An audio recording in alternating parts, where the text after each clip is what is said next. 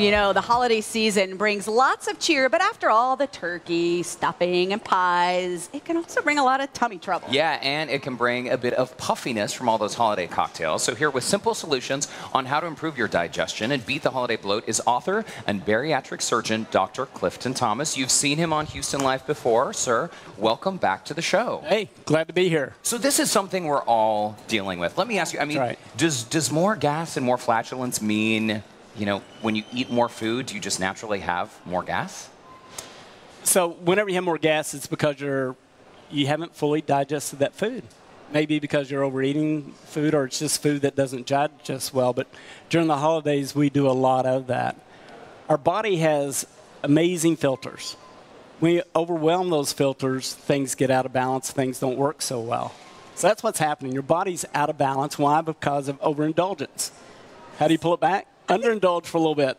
See, I think so many people are so embarrassed about going to the doctor going, I'm having a gas issue. You know, Doesn't feel good. No, it doesn't feel Doesn't good. look good. But you know, you talk about holiday bloat. So what are the reasons? Is it just because we're overeating, or is it because we're eating foods maybe we don't normally eat? So again, back to that, our body and our planet's the same way. Amazing filters, but whenever you overdo it, it can't filter all that. And so that's the consequence of it.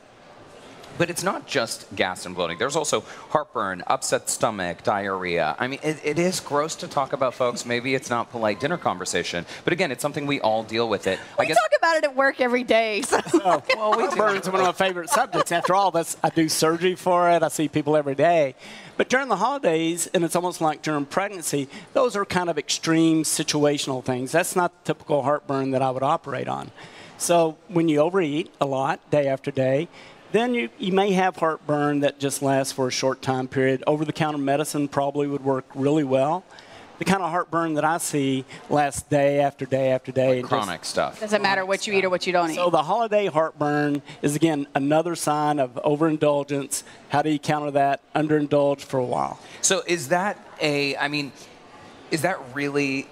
I know some people overindulge, and then they think they can detox. They overindulge, then they think they can detox. Is that really an effective way to do it, though? Or it does put your body on a little bit of a roller coaster, and our body loves rhythm.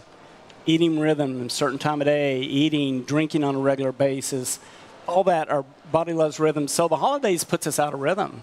Another way, it puts our body out of balance. We don't sleep as well. We're stressed out. We're running here and there and everywhere.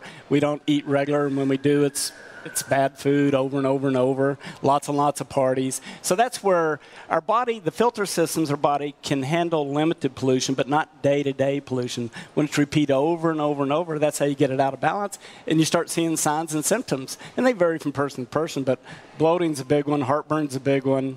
See, I have a lot of friends, and a lot of people right now that are trying to think, okay, I overindulged, I did too much. So now I want to do that cleanse. Jennifer Vroom, a lot of friends. A lot of friends. But then want to do that cleanse, want to do that 3-day cleanse, that 7-day cleanse of just juices, you know, kind of going from feast to famine. Yeah, does that just send your body into cleansing, intermittent fasting, I like to call it a taste bud reset. You've got your body used to all that food, a lot of added sugar, sometimes a lot of alcohol. And if you'll just, by getting away from it, allows your body to kind of reset. And when you do that, you ought to do the amount of time that you can do. That may be kind of a short-term fast from early in the afternoon till the next morning, and then eat normal through the other part. So maybe if you've really never done it, maybe you start there? Go short. Okay. Anytime you're trying to do something that's kind of challenging, make it a little bit easy and doable first, and then build on that. If you find that your body really responds to it, and it may be doing some of these juicing because they work, but really it doesn't really matter. You're just going to do really low calories, something that your body doesn't have to work at digesting, and do it for the amount of time that you can do. But what about when you go through and you do one of those cleanses and you hit that point of like almost that crash or that super lethargic, because there's that moment.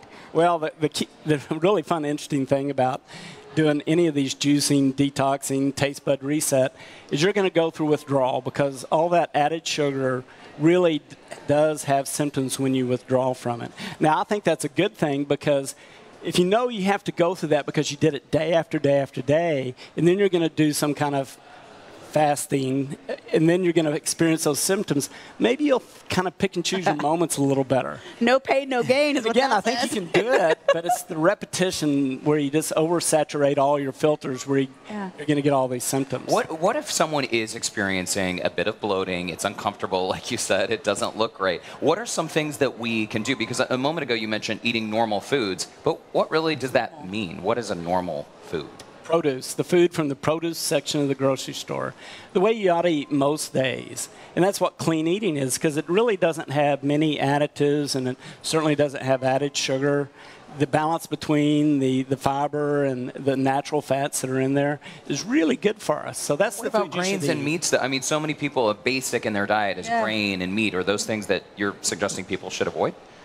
Well, you know, there's a lot of evidence that grains are associated with good health.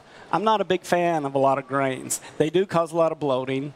So I prefer the food in the produce section of the grocery store. I think that's your healthiest choice based on the best available evidence of what you're going to feel best when you eat. So I really believe that you should tap into your body, listen to your body. So to have the best energy, mental clarity, and your body want to move, you'll find that when you eat produce, you feel better, you move better, you Once think you go better. through that initial gas period, sorry, I don't know what else to call it. Listen to your body. So Well, maybe Extra fiber coming in, that's going to... Yeah. Because vegetables can cause gas as well, Yeah. right? Sometimes I'll eat a big salad and it's like, woo! it's a sign that your bacterial flora is out of balance. And that's from antibiotics, a lot of added sugar, artificial sweeteners, alcohol, a lot of things throw those. We have trillions of bacteria in our body, and they are really affecting how our body functions on a daily basis. So when it's out of balance, you don't tolerate a lot of food. So you want to gradually get that back in balance. So you want to challenge it a little bit, but not too much. So we talked on a previous show about eating just maybe a spoonful of beans until you get to the point that you can eat them. So it is true then that we can build up a tolerance, and if we're eating more and more vegetables over time, we won't be as gassy. Right, right. I'm just like, you're going to combine crop dust to be at work. I would never do that, Janice. What about adding more water, though? Because you always hear you should drink more water. Well, if there's any one best thing you can do is start drinking a lot of water. And particularly when you're trying to get over the holiday hangover, water's your best bet. Lots and lots of water. Is there a rule of thumb, though? Because it used to be 8 glasses a day. I mean, Now, the amount of water you should drink is the amount of water that makes you want to go to the bathroom about every 3 to 4 hours. So that's true for a small person, a big person, any age. That's your guide. And you'll find that it varies from day to day because there's different amount of moisture in there. There's different amount of moisture in food that you eat.